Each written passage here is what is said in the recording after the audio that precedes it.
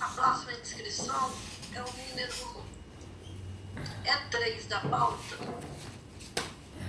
A mesma turma julgadora, número E3 da pauta, que é habeas corpus 1000207199995/000. Está inscrito para sustentar o Dr. Hércio Quaresma Firme, falará pelo paciente. Dr. Hércio está pronto para sustentar? Sim, excelência.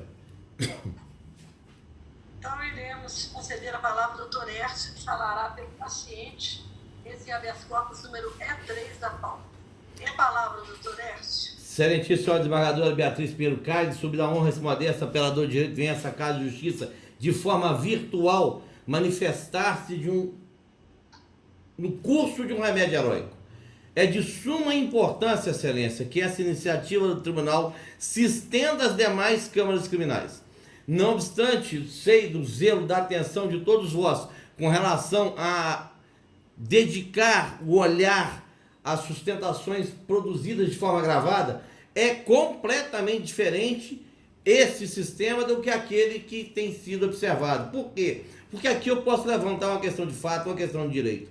Então, essa iniciativa da segunda Câmara, tanto quanto, se eu não estiver enganado, o desembargador Vanderlei Paiva da primeira tem levado efeito, é de suma importância, notadamente na apreciação dos habeas corpus. Excelentíssimo desembargador Zé Mauro Catapeda Leal, meu professor, excelentíssimo senhor desembargador Guilherme Azeredo, meus homenagens, excelentíssima senhora doutora procuradora de justiça, colegas que aqui se fazem presentes nesse ambiente virtual. Desembargadora Beatriz Caires, é complicado para esse orador manifestar-se num feito em que Vossa Excelência, num habeas corpus, um sequencial de 4020-072-356-7, hífen 3 zeros, já denegou a ordem de um corréu que é desse mesmo processo. Eu tenho em mãos aqui o acórdão, uma vez que cadastrado no processo originado, nós tivemos acesso também a essa impetração.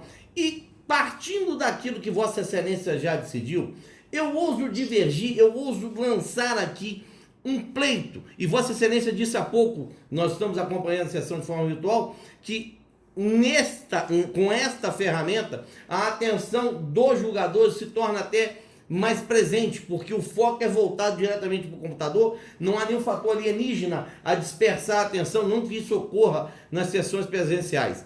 Mas aqui tenho a dizer a Vossa Excelência, na comarca de Visconde Rio Branco, o GAECO, lançando mão da polícia militar, eu acho interessante, a polícia judiciária perdeu completamente a sua função. Hoje o GAECO investiga lançando mão da PM. Eu nunca vi isso na minha vida, mas tudo bem, é normal agora.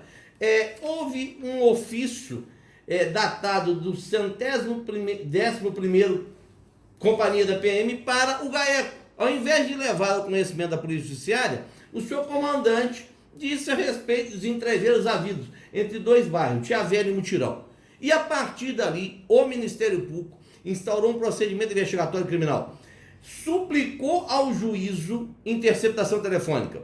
E aqueles fatos que geraram este feito foram correlatos, chegaram até o hora paciente. Bem, a determinado momento, postulou-se um pedido de prisão temporária, preventiva, nesse caso preventiva, e do mesmo norte.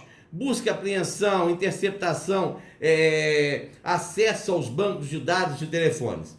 Na ação desenvolvida pela Polícia Militar, comandada pelo GAECO, um dos investigados veio a morrer em circunstâncias que eu ainda não tive acesso completamente, que o procedimento investigatório criminal, depois de exaurida e oferecida a denúncia, ainda continua. Então nem acesso a tudo nós temos ainda. Houve uma apreensão de uma quantia em dinheiro com o nosso patrocinado, nenhuma substância entorpecente com ele foi localizada, nenhuma arma daquelas cantadas e decantadas durante todo o procedimento investigatório foi arrebatada, e ao cabo disso, Sua Excelência, que havia decretado a prisão preventiva, nós não pedimos revogação, entendemos que uma vez que o ato coator já foi levado a efeito, impetramos o habeas corpus. No nosso sentir, não há fundamentação válida, não obstante Vossa Excelência já tenha entendido de forma diversa. E aqui, Excelência, trago um apontamento. Eu já disse presencialmente várias vezes, o cérebro desse escritório é minha sócia, Claudineia Calabunde, que tem examinado esse feito desde o momento que ele aportou nas nossas mãos.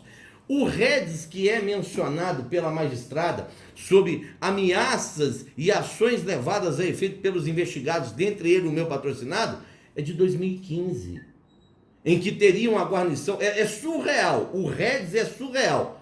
Eles teriam apanhado de 1, de 2 e 3, e de 2015 para cá não há uma ação penal em relação a isso. São 5 anos só, que seria o terror tocado pelo meu patrocinado naquela comarca.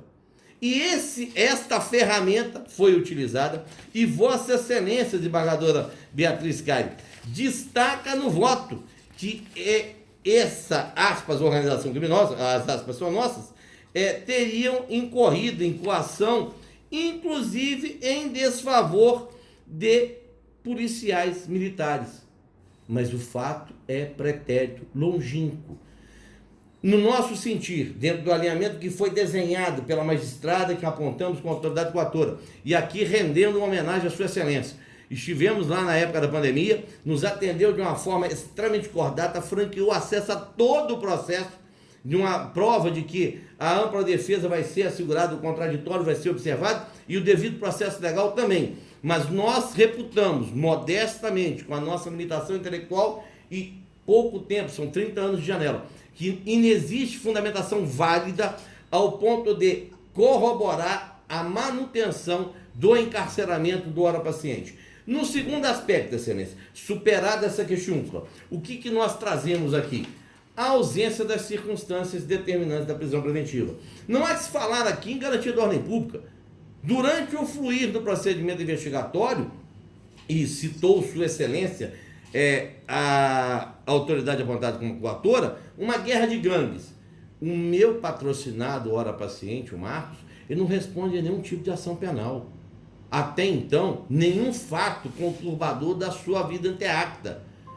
Não tem ele qualquer vinculação com procedimentos de homicídio em curso naquela comarca. E qual que é o risco da ordem pública? Um fato da vida 5 anos atrás? Nenhuma relação com ele, com os outros investigados? Eu não vou discutir mérito. Sua Excelência traz matéria meritória quando do decreto, mas eu aprendi, tem 30 anos que eu estou advogando, que eu não posso discutir mérito em sede de habeas corpus. Mas do nosso modesto pensar, não há de se falar em garantia da ordem pública, menos ainda conveniência da instituição criminal. Não houve no decreto vergastado via remédio heróico nenhum apontamento dizendo, olha, eles coagiram a testemunha Y, falaram mal da testemunha X, tentaram corromper um delegado de polícia, que aliás parece que naquela comarca não existe, porque o procedimento investigatório nesse caso concreto foi levado a efeito exclusivo e escoteiramente pelo GAECO, que eu nem sei, ainda vamos verificar se tinha acordo lá da promotoria titular com o GAECO para poder fazer as investigações. Porque o que nós temos agora é o Ministério Público investigando. Sei que Vossa Excelência, vereadora Beatriz Caire, é graças ao Ministério Público, mas num tempo que o Ministério Público cumpria suas funções, o que hoje parece um pouco diferente no que se atém à investigação. Utilizando, reitero, a Polícia Militar. Então, no tópico fundamentação, entendemos jejum desta. Segundo, ordem pública aqui não pode ser invocada, tampouco conveniência da instituição criminal. E não há de se falar também na garantia da aplicação da lei penal, porque durante o fluir do procedimento investigatório, os levantamentos, as campanhas que foram realizadas, que não identificaram em momento algum o nosso patrocinado, hora paciente, perpetrando qualquer ilícito de qualquer natureza, não teria ali um condão de desfazimento de bens ou iminência de fuga.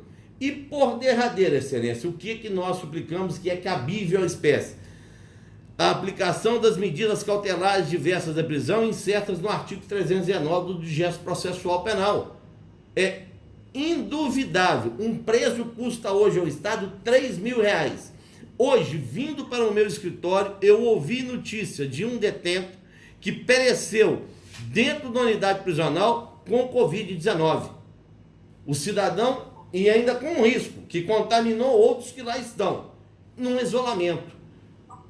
Essa situação gravosa que passamos hoje poderia muito bem ser substituída, esta prisão, por medida cautelar diversa, adstrito a isso e determinado o monitoramento eletrônico, uma vez que a tecnologia vai permitir que haja uma identificação dos passos desse indivíduo.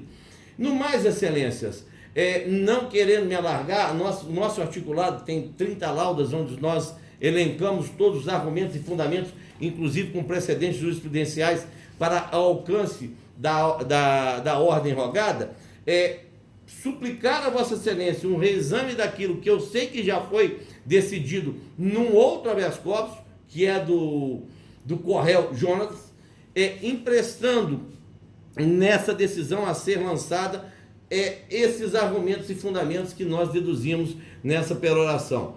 No mais, agradecer a atenção dispensada, invocar a proteção divina que a todos nós seja lançada, uma vez que vivemos um processo de pandemia nunca antes experimentado, principalmente em termos modernos, né? Nós já tivemos isso no passado, mas com essa conjuntura de proliferação, nós nunca experimentamos isso, e louvar o procedimento tanto da primeira como da segunda Câmara, porque é urgente. Eu não vou dizer em realização de audiência virtual, porque eu tenho pânico disso. Eu não sei de circunstância que a testemunha está lá. Eu tenho risco do meu cliente ser interrogado sem eu poder estar do lado dele, presente no local onde ele está prestando depoimento. Mas as sessões virtuais do Tribunal de Justiça do Estado de Minas Gerais, o terceiro Estado da Federação, certamente são de extrema urgência que sejam realizadas, porque o jurisdicionado tem necessidade que o seu patrono possa exercer o mistério com esta amplitude que aqui se permite da sustentação oral telepresencial. Vi Vossa Excelência, tanto quanto desembargador Catapreta, desembargador Guilherme Passo, emprestar toda a atenção devida àqueles oradores que perfilaram. Eu fui o quinto a falar, então eu pude perceber isso. Isso nós reclamamos, isso a sociedade clama. A advocacia implora por essa atenção dos nossos julgadores de segundo grau. E invocando mais uma vez a proteção divina, agradeço a atenção que me foi dispensada e pela concessão da ordem. Muito obrigado. Foi sempre um prazer ouvir as sustentações. Nós temos procurado aprimorar nessa forma da prestação jurisdicional, porque a todos nós tem sido muito difícil adaptar a esses novos tempos. Então, com toda essa dificuldade de trabalho judiciário, e eu quero aqui também tecer os nossos elogios ao desembargador Nelson Messias, que vai retornar à nossa Câmara a partir do próximo mês. Nós iremos agora tê-lo de volta aqui à nossa Câmara. Temos procurado dar vazão a esses processos que estão acumulados aí em nossos gabinetes, mas estamos tentando da melhor forma dar vazão a esse acúmulo de serviço com essa nova plataforma. Nesse caso desse habeas corpus, nós temos, procurador doutor Hércio, nós temos procurado examinar caso a caso, e nesse paciente que é o Marcos Costa, que eu analisei de forma detalhada o caso dele. Eu entendo que a autoridade apontada com a coautora, ela individualizou o caso desse, e fundamentou de forma devida a necessidade de mantê-lo preso. Nesse caso, o artigo 312 justifica, pela conveniência da instrução criminal, a autoridade apontada pela coautora fala em risco de obstrução dos trabalhos judiciais para garantia da lei penal, risco de fuga. E eu entendo que não há um constrangimento ilegal nesse caso. Então, eu vou disponibilizar o voto, fazer a leitura da emenda. Por esse motivo, eu estou denegando a ordem. A emenda que eu estou propondo é a seguinte: organização criminosa, corrupção de menores, tráfico de drogas, de associação, porte de arma de fogo, prisão preventiva, revogação, impossibilidade, garantia de ordem pública, gravidade concreta da conduta, prisão domiciliar, ordem denegada. Não acarreta constrangimento ilegal, manutenção da custódia cautelar, quando existem nos autos elementos concretos indicando a necessidade da manutenção da medida extrema como forma de garantia da ordem. Eu estou, então, denegando a ordem e vou disponibilizar o voto a Vossa Excelência. Como vota o desembargador Guilherme Azevedo? Eu estou acompanhando integralmente o voto, Vossa Excelência. Desembargador Catapreta. Senhor presidente, eu, antes de dizer o voto em si, eu queria sempre mencionar o doutor Écio Quaresma, porque ele sempre lembra de ter sido eu seu professor. De fato, isso é verdade, né? Eu queria falar para o Écio que eu tive, sim, a honra de ser seu professor. E hoje tenho o prazer de ser seu aluno aí no Direito Penal. Mas, no mais, senhor presidente, acompanhe Vossa Excelência no que diz respeito ao voto. Presidente, antes de anunciar o voto, só me concede a palavra um segundinho. Perfeitamente. Eu queria aproveitar que o orador foi Écio Quaresma, meu querido colega de turma, né? Nós estamos completando hoje 30 anos de formado, não sei se ele se recorda disso. E eu queria aproveitar, já que a fala foi dele, para agradecer à segunda Câmara Criminal a acolhida nesse período, já que o nosso querido presidente Nelson Messias retornará à atuação nessa Câmara na quinta-feira. Então, hoje é a minha última sessão como convocado aqui na segunda Câmara. Então, eu queria agradecer e colocar de público a minha gratidão ao acolhimento dos colegas e deixar bem claro tanto que eu fui feliz neste quase um ano de trabalho aqui na segunda Câmara. Muito obrigado a todos, fico pelo registro. Mas Vossa Excelência irá retornar aqui como convocado, não? Alguns feitos são pelos julgados. Por alguns feitos, sim, mas como Oficialmente terminei. Então o senhor vai receber nosso agradecimento, porque foi um prazer imenso trabalhar com Vossa Excelência. Queremos que, como o doutor Glauco, o senhor possa voltar a integrar aqui depois com o titular, porque foi um prazer enorme trabalhar com Vossa Excelência. Excelência, pela ordem. Pela ordem, Excelência. Muita falta. Excelência, pela ordem. Desembargadora Beatriz. Tem a palavra, doutor. Eu queria dizer da satisfação de ter sido colega de sala do desembargador Guilherme Azevedo Passo, que também foi aluno do desembargador José Mauro Catapreta Leal. Nós completamos agora 3 décadas de formado. Exato, é hoje, né, Guilherme? Desembargador, eu acho que hoje, 3 décadas de colação de grau. E vê-lo no tribunal, para nós, é motivo de júbilo, porque daqueles bancos de escola até o Olimpo do Judiciário Mineiro, vê-lo aí é para nós satisfatório. E dizer que em breve espero vê-lo novamente aí na condição já de desembargador, porque já está na iminência de subir. E foi sempre um prazer trabalhar com Sua Excelência. Agradeço a oportunidade de poder render essas homenagens. Muito obrigado, Excelência. Obrigado, Écio. O prazer foi todo meu, né? Obrigado, Excelência. Então, iremos agora, próximo, já proclamei esse resultado, já. Então, vou proclamar o resultado, delegaram a ordem à unanimidade, após sustentação oral. Então, iremos retornar aquele julgamento.